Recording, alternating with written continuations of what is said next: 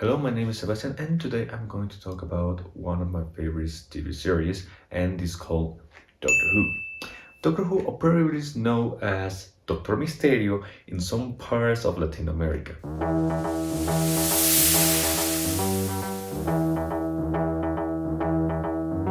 It's a British science fiction TV series and produced by the BBC, and now it's divided into stages. The so-called the classic series, broadcast between 1963 and 1989, and the modern series started in 2005, and which continues to be broadcast today. The series is talk about a Time Lord from the planet Caliphate, who travels in time and space in his time machine, and it's called Time and Relative Dimensions in the Space, or better known as the TARDIS. And if you are wondering how this series continues for 60 years, well, the answer is simple. The main character is the Doctor, and no one knows his real name. And being a Time Lord for them, the death is more like a disease, so their bodies regenerated to a new one. They call it a regeneration cycle. Yeah, they are very smart for that. But it's a good series. It's a good argument for change the actor for a new one, and now we are in the 14th Doctor, but I'm going to that in a second. It's more complicated to explain. And it's more than obvious that the Doctor have enemies like the Daleks, the Cybermen, the Zygons, and the most important of them, the Master, who also is a Time Lord. And we have seen how the Master long changed with the Doctor. Also, traveling in time and space sounds lonely. For that reason, the Doctor had a lot of companions through the years. Among the most recent companions, we can mention Amy, Rory, uh, Clara, Bill, Rose. That's only in the modern series. And the classic series, we had a lot and a lot and a lot of companions. So the list is long. And well, over the years, these companions have led the Doctor for their own decision, or maybe they had a sad or happy ending.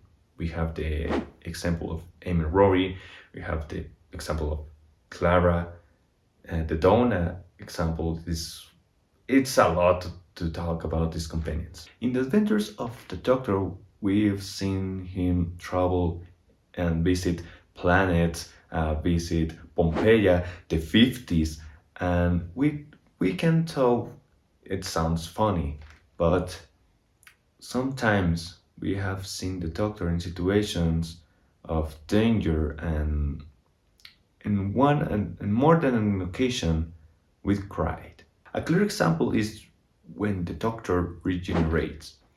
It's when the fans cry, but also we are excited to know who the next Doctor will be. There have also been episodes who breaks our hearts for the secondary characters, and of course the goodbyes of the friends. The series will turn 60 years in 2023, and in these 60 years we have seen 13 Doctors. Who later, I don't know if I had to count the Doctor of the War, because it was for the special of the 50th anniversary, and that's a little confused. But at the end of the last seasons, we were surprised by the return of David Tennant as the Doctor. He was the 10th Doctor, and it's known that Kutagawa comes after him. So there will already 15 Doctors, but like the regeneration current is from a previous body, that's a little confused to me. Now, I must talk about who will be my favorite Doctor. I could say that is the 7th doctor because I have this. But who has captured me the most uh, has been the 10th and the 12th. They are the ones who had a deep story. With the 10, we had the return of the master. The master. And we saw how David Tennant was also becoming fond of the role.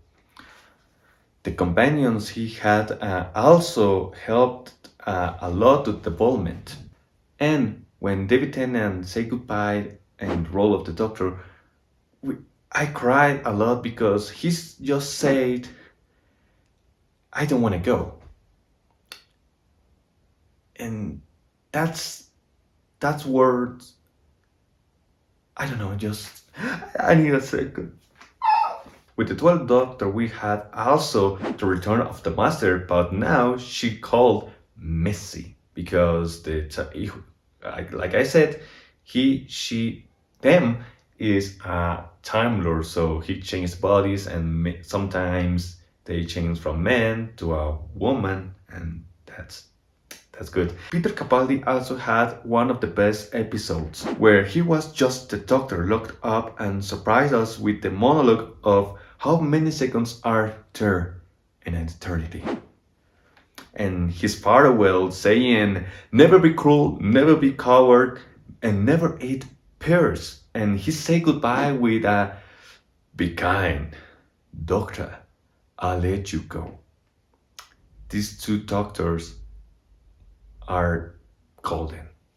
To conclude, Doctor Who is the longest running series. It has action, comedy, drama. I could say it's the best series in the history. Now, unfortunately, Doctor Who cannot be seen on Mexican television or any platform of streaming, but Disney Plus will be on half the series in its catalog starting this year. So, I'll see. This will be all from me, and we'll see you in the next one. See you.